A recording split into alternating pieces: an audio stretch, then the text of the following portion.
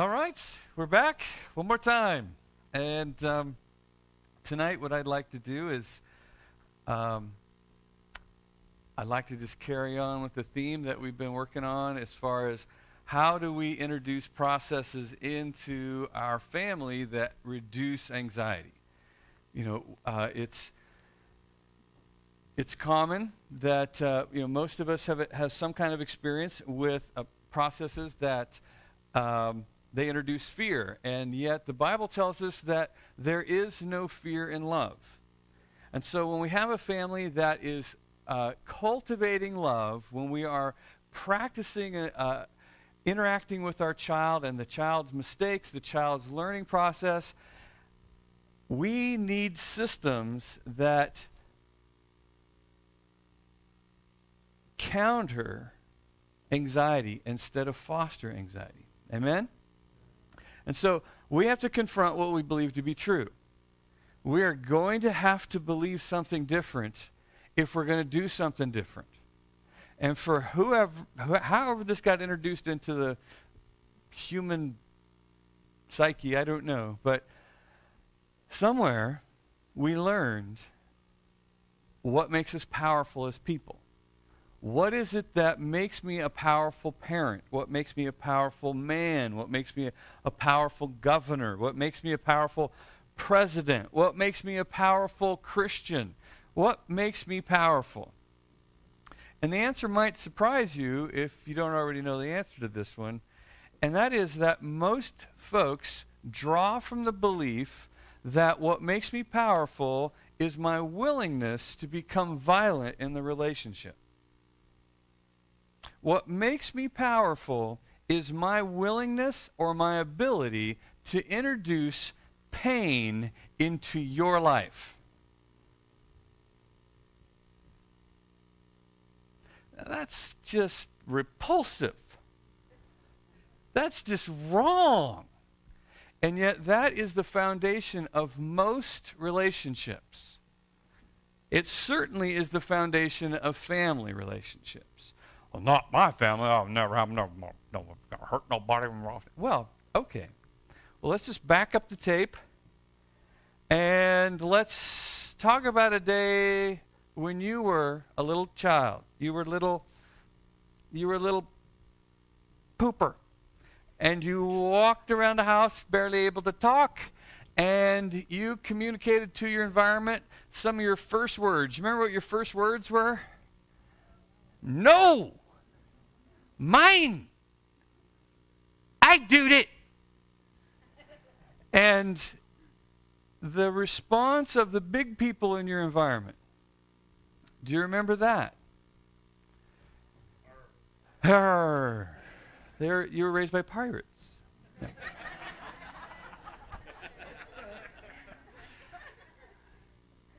The response of the big people is, don't you say no to me. Oh, yes, you will. And immediately there is a clash of the titans. There is this large adult, and there is this gigantic, willful toddler. And the adult is not quite sure what to do because you can't reason with this person. You can't argue with them. Doesn't keep us from trying, though. And all you can really do is introduce to the relationship power. And this is when we say to them, let me control you, or I am going to hurt you. And this is the foundation of understanding that gets built upon for centuries.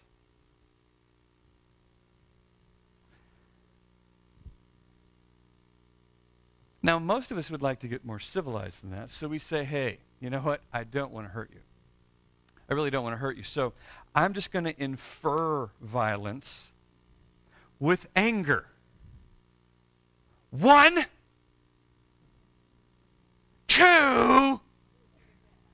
Oh, you don't even want me getting a 3, buddy. 2. 2.5. And we are doing our best to introduce a motivator, something to get the other person to believe that we are powerful to create action, powerful to create behavior, powerful to stop what we want to stop, powerful to start what we want to start. But it's still, again, it's rooted in my belief that I can control people. This is the root of all evil in relationships. Is the false belief that I can control other people. And until I deal with that, until I repent of this, I will try. And I will try. The way that I try to control other people is I infer violence with anger, or I manifest violence with punishment. Now, this goes back and forth because if I teach my child I can control them, my child learns that people can control me. People are to blame for my life. I am doing this because of you. You made me mad. I socked you in the eye with my truck because you made me mad. I spanked your behind because you made me mad. And the false belief of I can control you, you can control me, bounces back and forth in our family systems. And the only way, really, that we can foster this lie is by introducing fear. Introducing the fear of punishment. Now let's take a... I am an enforcer, man. Don't nothing go down in my house. It's 100% hard, baby. Sure, I jack a few fools. I give them the pain. But sometimes it's about intimidation, you know. It's mind games. So, I'll see you later.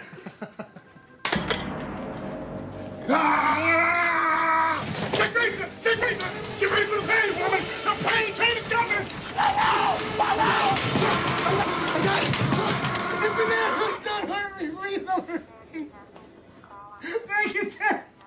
Thank you, God! I just do my job, man.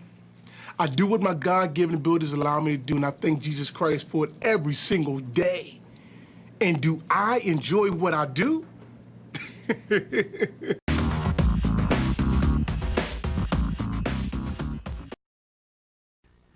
It is so woven into our culture and into our belief system that it's funny. It's funny to watch ourselves. But that guy with his arms around that recycle bin was absolutely scared into submission. The threat of punishment works. Threatening to hurt people works. You can get someone to do stuff if they're scared. But the problem is there is no fear in love. Because love casts out the fear, and the one who fears is not made perfect, not made mature in love. So if our systems of government in our homes are rooted and grounded in fear and anxiety and the threat of punishment, then we just have to be aware of the fact that we are not cultivating love. We're not cultivating intimacy. We're not building trust and connection in our relationships. We were raised with the fear of the fear of punishment through intimidation. We were raised with it. It works. Look at us. We're not in prison. Look at us. We're fine. It's not a question as to whether or not can you raise your children without the fear of punishment. Of course you can. Of course you can raise your children with the fear of punishment. Been doing it for centuries. I'm just saying it's time for an upgrade in the software package. It is just time that we move ahead. And for the sins of the fathers to stop raising our children. To give our children a culture of honor, a culture of freedom. Prepare our children to operate in the kingdom of heaven. Prepare our children to manage the unlimited freedom that heaven has for them. Teach our children to manage themselves. That's what we're trying to do. We're just wanting to introduce something different than we've had. Okay? So I'm not even suggesting that the fear of punishment is going to ruin your kids. I am going to suggest this, that the presence of the fear of punishment ruins your intimacy, ruins your trust, attacks your connection, eliminates freedom in the environment. And so, it really depends on what your goals are, I guess. All right? So how are we going to teach our children in freedom? How are we going to train them to think and to problem solve? How are we going to allow them to experiment with their brain in front of us and learn when there's a safety net for the consequences of their decisions? Well, it's one of the reasons that we offer choices. It's one of the reasons that we frame things in the package of deciding, needing them to decide. All right? Now, I need a volunteer from the studio audience. So I'm going to pick on this young lady right here. Hi, just stay right there. How you doing with me being about this far away from you while I talk? You pretty good? How about if I walk right over here and I stand right here? How's that? It's okay. It's all right? Okay. How about if I put my hands around your throat? Not so comfortable. Okay. How if I tackle you to the ground, won't let go of you, nobody can get up and help you? What are you going to do? I'm going to get violent. You're going to get violent. Would you hurt me? Maybe. Well, maybe, or you would? I probably would. You probably would. All right. So I'm going to come back over here where it's safer. What is your name? Lisa. Now, how did I take sweet Lisa, turn her into a homicidal maniac? How did that happen? It happened because I threatened her self-control. Each measure that I took to limit her self-control creates this panic response within her. She begins to fear for her life. She begins to survive this encounter. And so now she, prior to that little exercise, probably not one time fantasized about hurting me. And she spoke it out. She told me, I'm going to hurt you. What would you do if I tackle you to the ground? Get violent. Bang. Why? To hurt me? Is that the goal? Is she trying to hurt me? No. She wants her freedom back. She needs to be free again. So she will hurt me to get her freedom back. People are designed to be free in relationships. They must experience freedom around us. And we have to remember that children are people. It's true. They're people. And so each and every time we show them this idea that one of us has all the control and the other has no control. I could squash you like a bug. I could bite your head off in a second because I'm big and I'm powerful and you're not. Every time we exercise that option as parents, we trigger a panic response. We bring out the absolute worst in our kids because there's this thing that's been planted in your brain called your amygdala. And your amygdala is this little gland that juices up. And when it juices up, you are preparing yourself to survive. You are going to defend yourself. You are going to create distance from whatever's going on. You are now beginning to insulate yourself against harm. And when the practices of our relationship juice up your amygdala, you are going to show me your worst. Lisa was about to show me the worst Lisa she brought tonight. And it happened in 3 easy steps. Because I presented one of her greatest fears, and that is the fear of being controlled. If we don't understand that about our kids, if we don't understand that about human relationships, if we don't practice something other than intimidating, dominating, manipulating threats of punishment to get our way with our kids, with each other, in our marriages, then we really don't understand why we're getting the worst. Why do I bring out the worst in you? Why do you bring out the worst in me?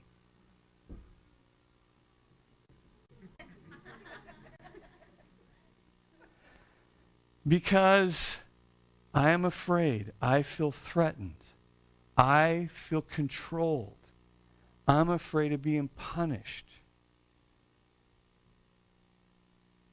That reality, that lifestyle, that dynamic is why we have homes with so-called rebellious teenagers. When a child, when a person who is 11, 12, and older finally says to the parent, I have had enough of you scaring me. I'm all done with your Wicked Witch of the North routine. I'm all done with your Tyrannosaurus Rex thing. I'm all done with that. So, you want to fight? You want a problem? You want your amygdala jacked up?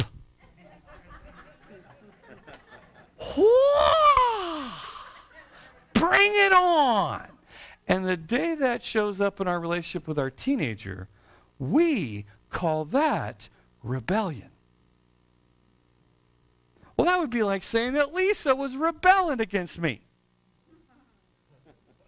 She wasn't rebelling against me. She was getting free from my control. She was giving me the worst her she's got. But do you remember the stimulus package? It was me. I'm the one that drew that to the surface in her. And if I as a parent don't own the fact that I set you up to give me your worst, and then I punish your worst, I'm just reinforcing more fear. We're just cultivating anxiety in our relationship. So I have to understand how my methods, how my processes, how my parenting, how my relationship dynamics coming at you affect you. So I can better interpret what it is you're doing, what it is you're giving me. Because it takes a lot, really, to have a kid turn on their parents. It takes a lot. And it doesn't just happen one day. The day it happens is the day you notice it. But it's been coming for a while. And you've been getting away with your processes for a while. But, if you have seed and you sow it into the field year after year, you got a handful of Brussels sprout seeds and you're tossing them out all over your field for years. You should not hope for watermelon. And you shouldn't be surprised that you got 80 tons of Brussels sprouts. So when you entertain a disrespectful, amygdala hijacking, yellow truck, red truck dynamic in your relationship with your child, and they finally one day go, I want to be the yellow truck today. I want to be the Great Dane. You be the Chihuahua. Or we could have Great Dane wars. I don't care. But there ain't no Chihuahua in here no more around you. If that is what I see one day, that's what shows up for me one day, I should not call that rebellion. I should call that a harvest.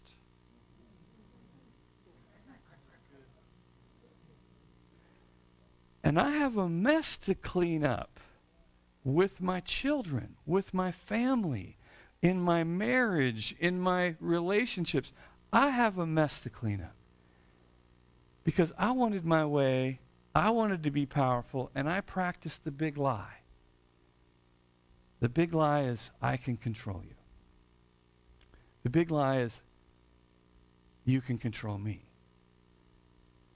Last week we talked about the one-liners. I know, probably so, that could be, I don't know, nice try.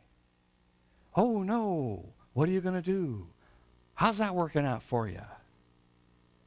No problem. These are all ways to keep from practicing the lie that you control me.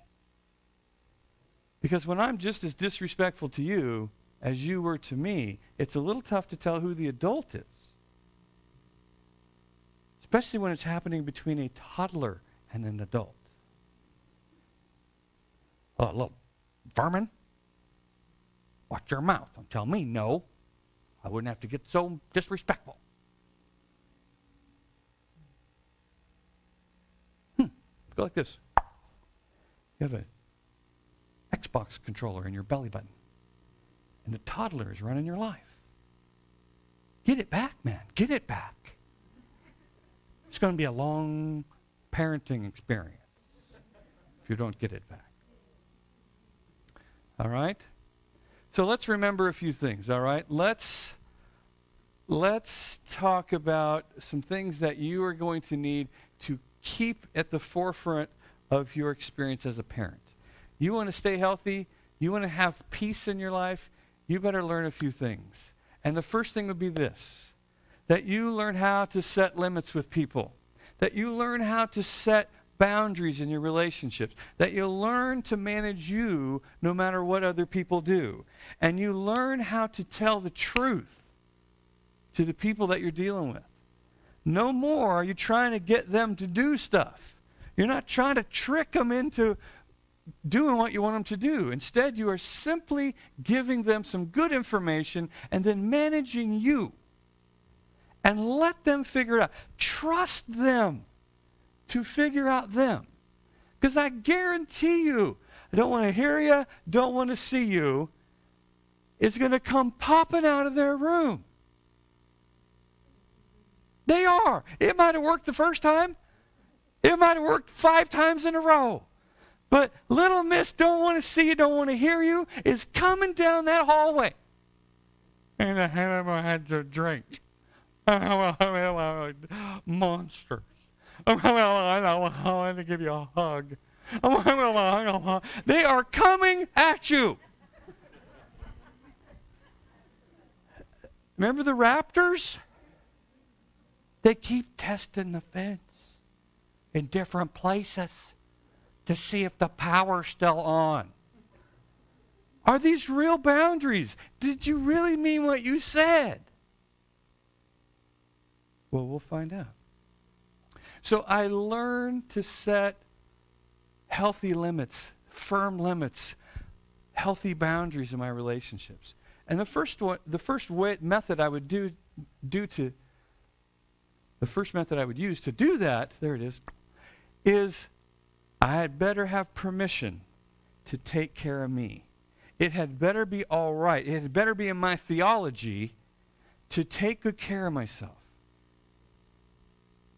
This idea that I am a drink offering being poured out onto Huggies is a bad idea. It's a bad idea. Been on a plane lately? They're still showing you how to fasten the seatbelt. And they're still telling you about the mask that pops out of the ceiling. And over they say, adults, if you're traveling with a small child, take the mask and put it on yourself first before you try to help other people. Why?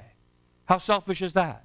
I'm not going to take a breath first. I'll give it to my child because I love him and I'll sacrifice my stupid self. Because an unconscious adult plugging up the aisle isn't much good to a child in an emergency 30,000 feet off the ground. And so adults, go ahead. Take good care of yourself so you'll be in good shape to help the child. It's got to be part of your belief system that it's right for you to be healthy. It's right for you to be well. It's right for you to be at peace. It's right for you to have your needs met. It's right for you to take good care of yourself. Because if you don't believe that, you won't. You'll feel guilty for it. Now, am I saying, hey, get a full-time gym membership and spend 8 hours a day at the gym and get a babysitter? No. I'm not saying abandon your children or the needs of your children. I am saying take good care of you. Protect your priorities. Communicate what you need. Require that people that you're in relationship value what you need. Do a good job of communicating the truth about your life. Especially you Christian ladies. Now, this generation hasn't been as pounded as the former generations as being a submissive wife.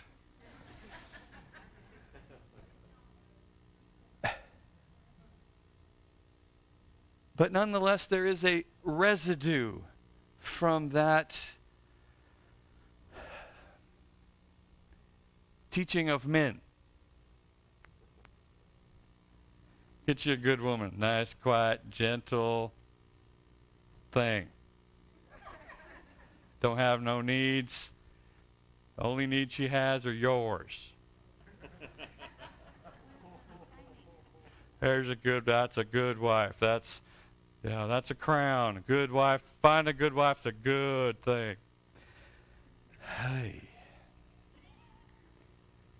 Take good care of yourself, ladies. You got little tiny kids, you better have a plan. Because those little tiny kids are not going to take care of you.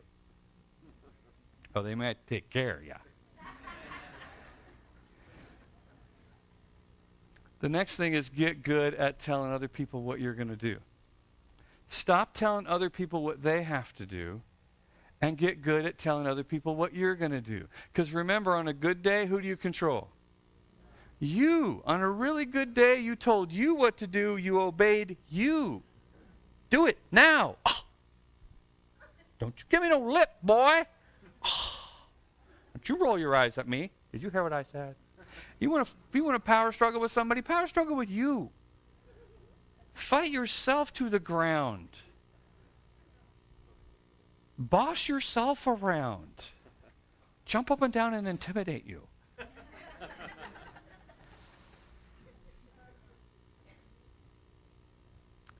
get good at telling other people what you're going to do. And get out of this pattern of barking out commands and trying to get the planet to jump to your needs, jump to your demands. It's just no fun. And start making your words mean something. Don't use so many of them. The Bible says that where words are many, sin abounds. That means, shut up. You talk too much. You're letting your flapper go. Go ahead and just, whoop.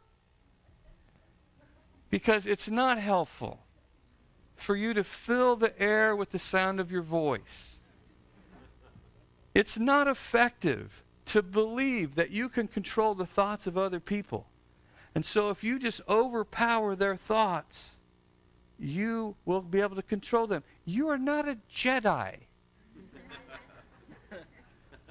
And so your efforts to operate in thought control are futile. Yield to the Force.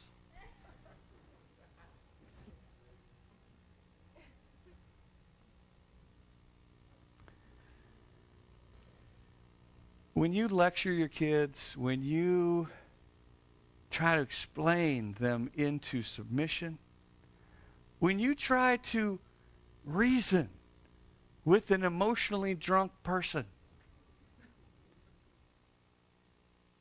you are taking your valuable words and reducing them to pennies. Imagine paying your rent in pennies. If you were mad at your landlord, that'd be a fun thing to do. All those passive aggressives, oh, there you go. Here's my rent in pennies on your lawn.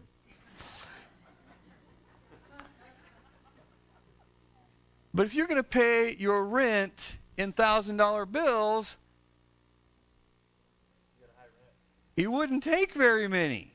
You might have to tear the end of one of them off. And so when your words are worth something, you don't need very many of them. But when your words are meaningless, when your words are absolutely worthless, you need a truckload of them. And how heavy is a truckload of pennies? You just drowned your environment in heaviness. Remember Charlie Brown's school teacher? That is what you sound like to a child who is not listening to you. And when you encounter a child who is not listening to you, you should shut up. Just go ahead. Carry an extra pair of socks in your pocket and just jam it in your mouth. Just help yourself out. Be prepared. It's so tempting to just let it roll. That just know that if they just could see the wisdom of the ages that I have for them, that would just change their mind and they would benefit. How's that working out for you? It isn't going to work out for you. It isn't ever going to work out for you. We had a really good talk last night. Me and Junior had a really good talk. Well, I had a good talk. He didn't run out of the room. I think we really connected. Yeah, probably so. So set limits. Give choices. Get good at sharing the power. Get good at empowering your children. Get good at removing, I have all the power, I make all the decisions, your job is to obey and comply. Lucky for you, I am a benevolent dictator, and I love Jesus, and I serve him. and the blessings of heaven rain upon you through my dominion.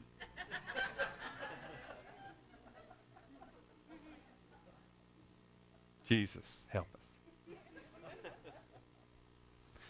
But instead, I want to empower them. I want them to know that they are responsible, thinking, capable, respectful, loving co-laborers in this life together. It is not my job to battle you for your surrender. It is my goal that you learn to be powerful and you learn how to use your power. That you are free and you learn how to negotiate your way in freedom. That you are a successful problem solver and decision maker, and that we learn how to make these decisions because you had so much practice with the choices that you had. We're always going to offer two choices. We're always going to let them have two true choices. Do you want to do what I said, or do you want me to hurt you? Isn't a choice. That is like meeting somebody in a dark alley and they say, would you like to give me your wallet, or would you like to die? That's not much of a choice. That's a robbery. The difference between a robbery and a generous offering is a choice. I'll give all my money away if that's one of my choices. But you come and take it, and my amygdala is jacked up, and you're going to get some of my worst.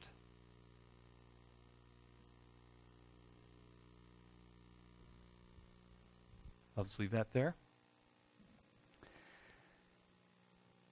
Sharing the control, empowering the people around me, helps people be their best. It requires them to bring their best. When you have real choices, you make decisions that are full of wisdom. We just heard it during the testimony time. These people are like, I have a choice? How long do I not have a life? How long do I not have a life? And who's it up to? Am I grounded? Am I grounded for 7 days? So it's up to you. I'm in prison for 7 days, so I just hope to get out on good behavior. Is that what you're telling me? Okay. I don't think you can hold out for 7 days. We'll see. Or you can get out as soon as your grades or C's are better. Take as long as you want. I have the key. I'm in control of this. I could get out as soon as I can. Watch me. Watch what I am about to bring. It will dazzle you. It will frazzle you. You will be so impressed with who I am as your child and student. First time we did that with Brittany, the day after we set that up, Sherry and I walked in the house, and there she is sitting at the table with her homework and her books. I said, honey, what is Brittany doing? Sherry says, I think she's doing her math. I said, I didn't even know they had math books at this school. That'd be the first time I'd ever seen one. And it was her idea because she's so powerful. She's bringing her best when she has freedom. When I trust you, when I empower you, I get your best. We're all scared we're going to get their worst because we've been getting their worst, but we're not owning why we're getting their worst. But we're getting their worst because they feel controlled. But when I begin to trust and practice freedom with them, all of a sudden, they start acting like geniuses. Like, goodness sakes, where have you been? I was in here the whole time, just waiting to turn 18. Get my freedom. The neighbor, they think I'm a genius. They offer me choices over there. They don't have the power to punish me. I can be amazing at their house. Your child did my dishes last night. What? My child? Are you sure it was mine? Do you have a picture? Could you prove that? I'm having a hard time believing that. Can't get my child to pick up their jacket. So set firm limits, give choices, empower these people, and then let them experience the consequence of their choice. And when it's a poor choice, oh no. Oh no, what are you going to do? Oh, you're kidding. How will that work out for you if you did that? Yeah, that's what I was thinking. Oh, wow. Hey, if you need any help, I'd love to help you. I got a couple ideas if you'd like to hear.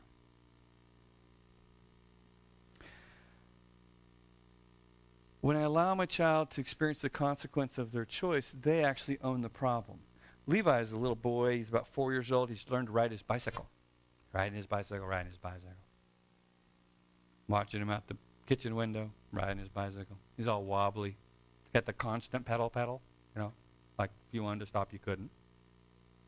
Yeah, that's it. Let's put the little kids on those kind of bikes.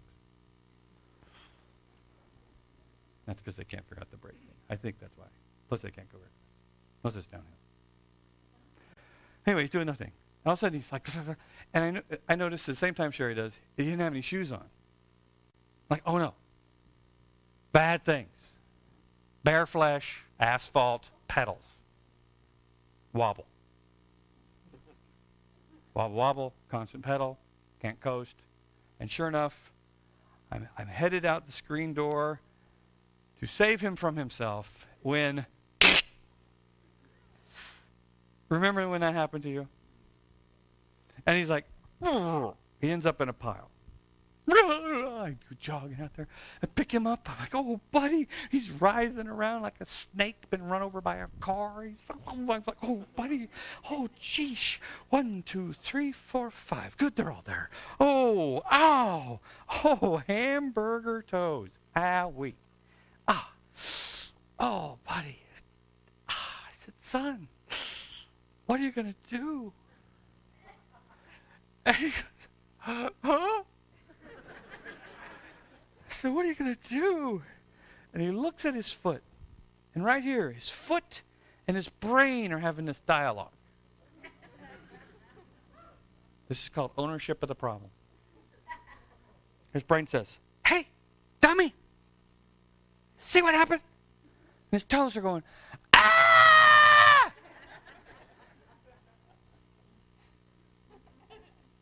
And his brain says, what are we going to do? I'll tell you what we're going to do. And out of his 4-year-old genius mouth, he says, I need to wear my shoes when I ride my bike. That's what I thought. I was like, oh my gosh. There's gray matter in there.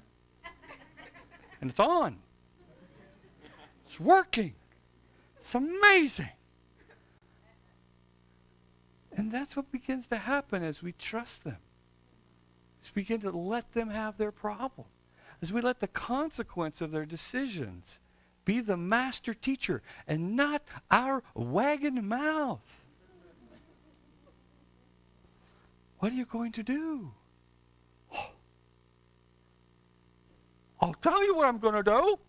By golly, wear my shoes. How's that? I bet that's what they're for. Could be. Totally could be. So we get good at offering choices, but here's the deal. Here's the problem. The problem is we don't think in choices. We think in commands. We think, do what I said, or do what I said. There's 2 choices here. See them?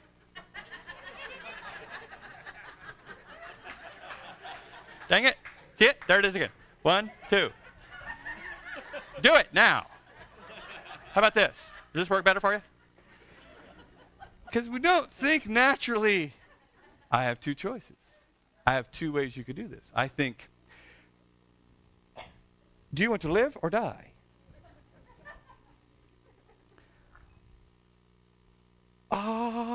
You want to brush your teeth or brush your teeth? Now. You want to do it now or sooner? We're just so aren't good at this. So we have to think constantly, have to practice constantly choices that don't matter. Hey, you want to go to bed right now or in 10 minutes?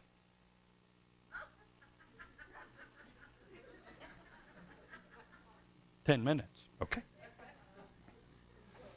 Okay, it's 10 minutes later. Okay. Hey, you want a drink of water or no drink of water? Drink of water. You want it from the kitchen or from the bathroom? Where in the bathroom? You want the red cup or the blue cup? You want a piggyback ride or you want to walk to bed? And I just began to offer choices when I don't need to. Think differently about my approach to you. To begin to communicate to you that you have choices. You have choices. You need choices. I mean, how many restaurants do you go to where they say, "Here's your dang food"?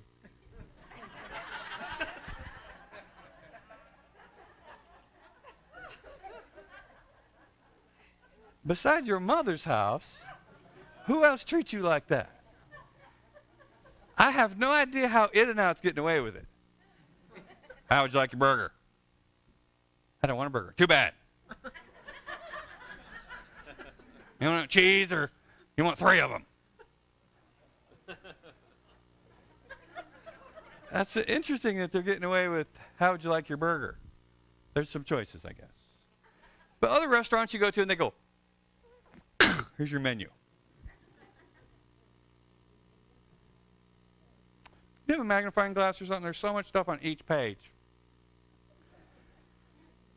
Because we want choices.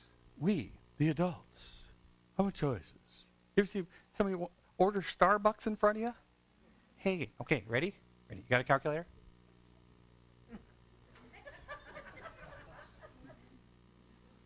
"I like a triple -2 with a half calf and a quarter twist with some chocolate without the cocoa. And I want foam, but not foam, like foam. But I want a cup in between the sizes of the grande and the tall. Could you hold a foot up when you make it?" "Gosh, lady. My order's going to take 8 minutes. Yours." We love choices. We are a culture of choices. We are a people. We like freedom, and so do your kids. And so you want to get good at offering your kids choices. This is where, would you like to be fun, or would you like to go somewhere else until you are? You know what? You can do that all you want in the front yard or the backyard. Hey, pick a new game. Okay, I'm not having any fun. What are you going to do? Anna Ladd used to say, "Would you like to do what I asked, or would you like to see what I'm going to do?" Her kids never picked, "See what I'm going to do." It's like the mystery box.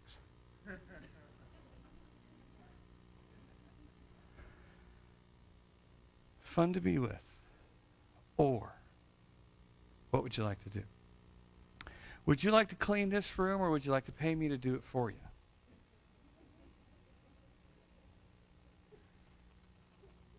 Now, parents are scared to death to take on the whole dirty room thing. Like, how do you get your kid to clean their room? Well, this one's kind of fun. But it goes to an extreme that lots of folks are scared to take it to.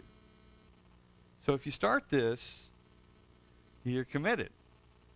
Because if you stop halfway, you've just trained your children to not believe you for a long time. Hey, would you like to clean this room or pay me to do it for you? Any kid worth keeping is going to ask, how much? How much would you clean? How much would maid services cost me anyway? There's a thought I didn't even think of. You as my slave. What would it cost to have you clean up after me? $100. $100? Have you been drinking again?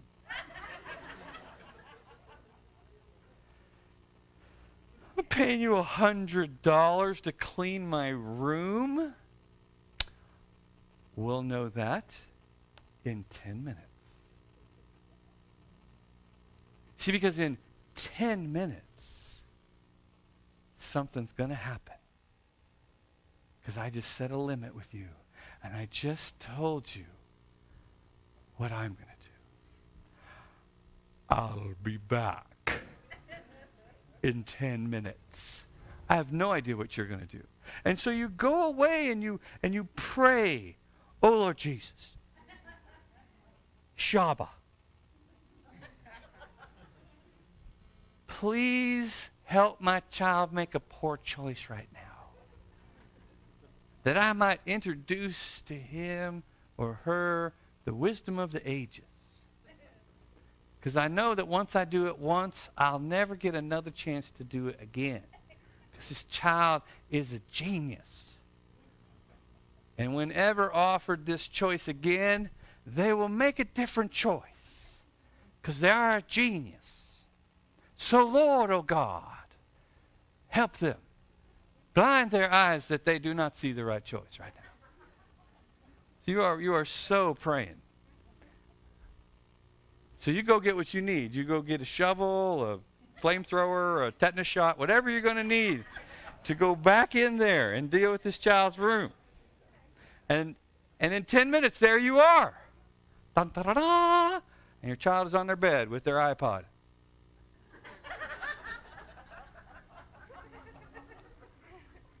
What? Nothing. And you enter the room with a smile and a bounce in your step. Because you have a plan. You are so ready for their poor choice. And you go in and you begin to clean the room the way you've always wanted to.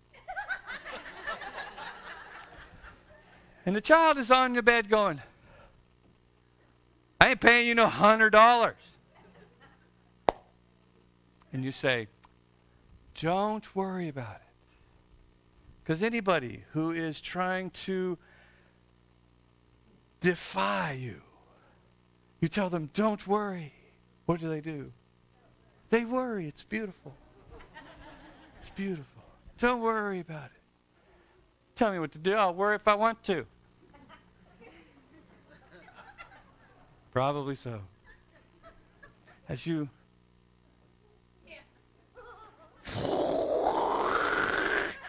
whatever you need to do, you got going on. You get done, and you're like, that's the way, I like it, and you walk out. And as you walk out, your child says, I ain't paying you! And you don't answer. Because you're not anxious. Because you have a plan. A little while later, you see your child at the dinner table or hallway, whatever. You say, hey, I was wondering how you wanted to settle up. Because I take Visa, MasterCard, American Express, hard labor, and cash.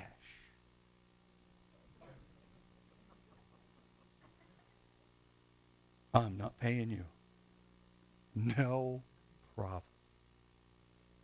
Remember what no problem means? No problem for me. Possible problem coming up for you. Dang. But I'm going to let you experience the consequences of your poor choices. Why I feel sad for you. The sad part's very important.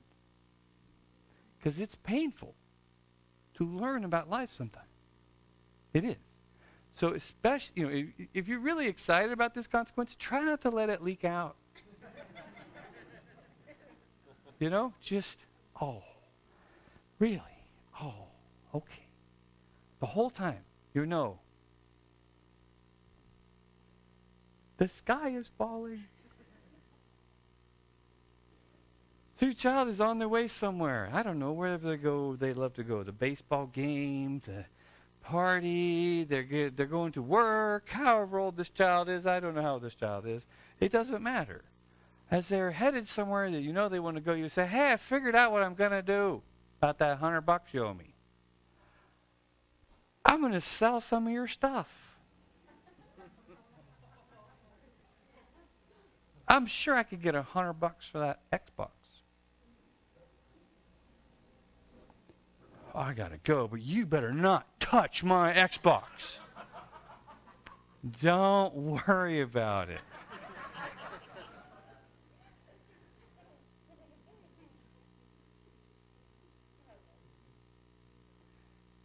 And maybe you can get $100 from their brother or from the neighbor boy.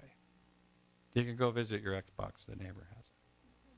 Or maybe eBay, who knows, it's somewhere. But you get your $100, and there's $100 million worth of stuff in their room. And it's all your money anyway. So go ahead, get crazy. Sell something. Get your $100, $50, whatever. I said $100 just to kind of scare you, but whatever. And the next time you say, hey, did you want to clean that room, or did you want to pay me to do it for you? They are, get out of my room. I'll know in 10 minutes what you've decided. I'll be back. And sure enough, you come back and you will see pockets and elbows because they are geniuses. Now, what if a kid won't do that? What if they just say, hey, too bad? What if I sold their Xbox, but then they sold my car? Well, that's probably evidence that you don't have a very good connection. And that would be the place to start, not their room. But work up to the room. We'll talk more about the connection and the power of connection, but all of this is built to help them value what you need and respond to your needs as you know what they need and respond to their needs. So there is a mutual respect and honor going back and forth. There is no threat of punishment. There is no yelling and screaming. There is no disrespectful interaction going on back and forth here. There is simply good information coming out of my pie hole. What are you going to do? And as you present really good information, they learn to think instead of they learn to avoid punishment. And as they begin to learn to think, they get better and better and better at it. And before too long, the only stories you have of when they were little. Because every time you offer them a choice, they go, well, it's kind of a no-brainer, which is the good choice. Just thought I'd offer that choice. Would you like to empty the dishwasher, or would you like me to do it for you? Now, that should scare your child when you offer to do their chores for them. Because they know that that is how we trade chores. Would you like to do your chores, or would you like to do mine? And they know you got the really yucky chores in the deal, and how smart am I to choose my chores? And they do. Would you like to do that, or would you like me to do it for you? My kids say, are we trading? Uh-huh. I'll do it. Bang! That fast. Why? Because we've traded before. They got to choose poorly. It's not a wrestling match. Feel free to join us for dinner as soon as. Got that homework done? You got that chore done? You got that disrespect mess cleaned up with your mom, with your brother? Feel free to join us for the food as soon as. Don't you worry, though, because if you miss dinner, we'll make a big breakfast for you as soon as. You always have choices. You always have choices. If my people who are called by my name will humble themselves and pray and turn from their wicked ways, then I will hear from heaven and heal their land. If then. Life's full of choices, and I'm going to tell you what I'm going to do. I don't know what you're going to do. I don't control what you're going to do. I don't believe I can control what you do. And that's what gets me out of trying to control you. And that's what helps me think of good choices. That and practicing. And calling my friends. Okay, all I can think of is, you might be buried in the front yard or the backyard. Like, well, how's that going to work out for you? You don't try that garbage on me, it doesn't work. Probably so. You got to have some friends that are doing it too. You got to be able to, sometimes you need somebody to kind of push you back in. Okay, you're okay. You're going to be okay. Go ahead and go back in there. You can handle them. They're 4.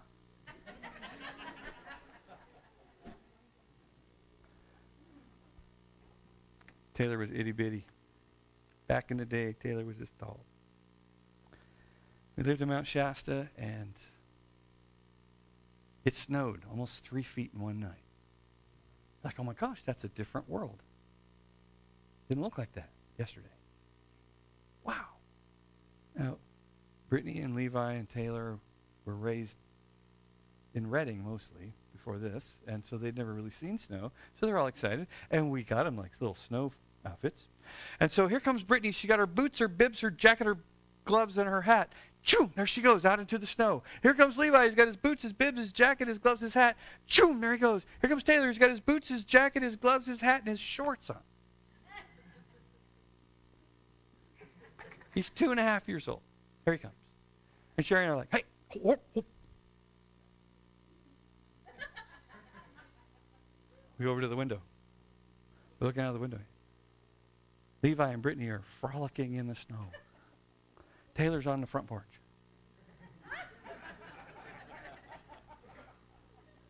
We're watching. There's learning going on. Somewhere in the 3rd minute, he turns. He comes back in. We meet him at the door. We say, Taylor, don't you want to go outside and play in the snow? He could barely talk. And he says, I'll get some pants on. It's cold.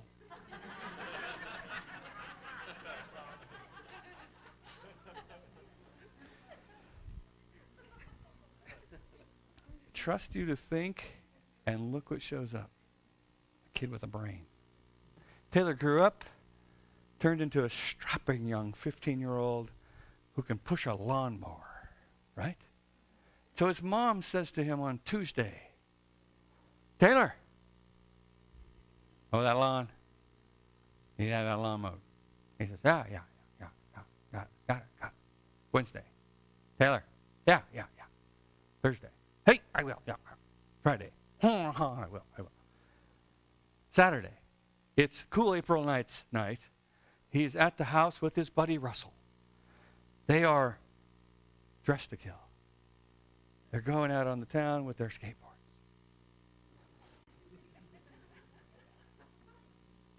Jerry says, I told him, lawn. He's not listening. No. You want me to do something? Taylor, buddy, hey, did your mom say something about the lawn? Mm-hmm. Today? Mm-mm. Yesterday? Mm-hmm. Thursday? Mm-hmm. Wednesday?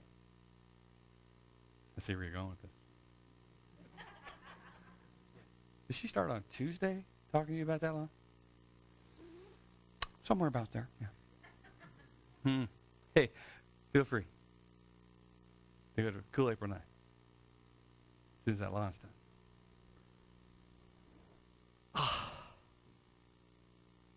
Now, there are 4 lawns. He's got at least an hour's worth of sweating to do. He is pretty.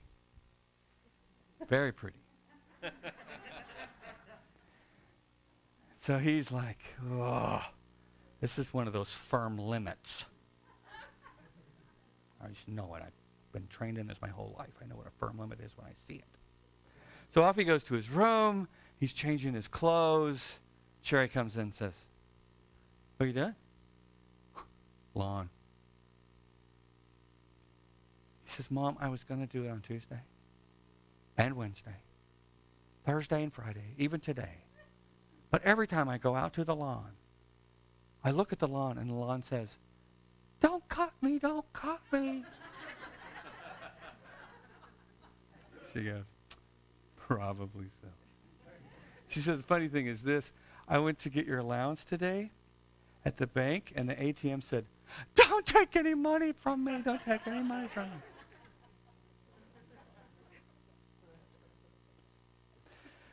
So Taylor cut the lawn, went to Cool April nights, a little late, a little less pretty.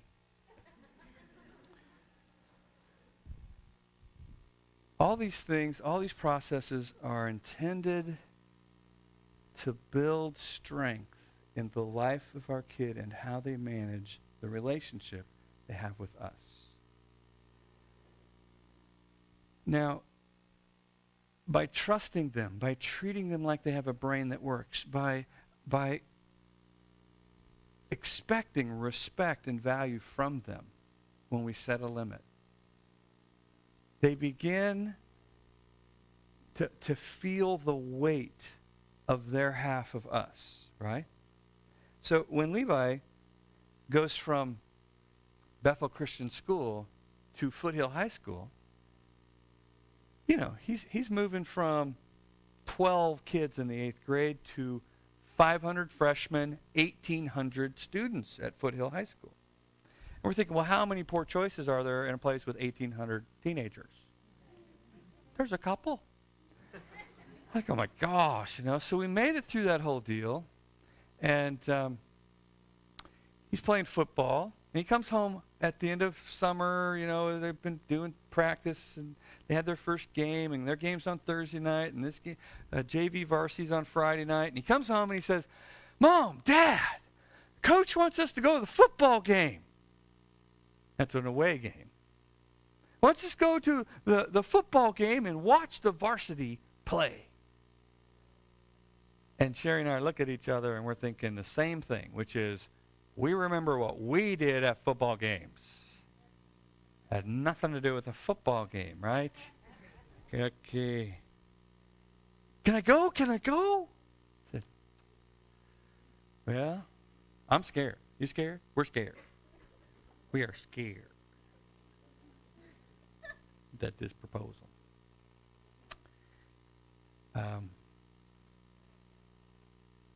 But yeah, you can go. I can go? Awesome, thank you. Because I think that's all he heard. So he goes to the football game, and I got to go pick him up at 10 o'clock or whatever it is. So 4 hours at this football game. I go pick him up. There he is, right where he said he'd be. All is well. All that anxiety, nervous stuff I was worried about, for naught. Get to the house. We pull up in the driveway. Headed to the house, and he reaches over and he says, Dad, thanks for trusting me. I said, you're welcome, buddy. You're welcome. I said, Levi, thanks for protecting us. And he said, you're welcome. Because Levi understands that he has half this relationship, and it's his job. It's his job to manage his half of our relationship. It's not my job to manage his half. It's not the Lord's job to manage your half. And if you don't manage your half, of you and him, he's not going to do it to you.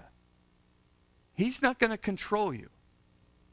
So we had better train our children, amen, to manage their half of a love relationship. Because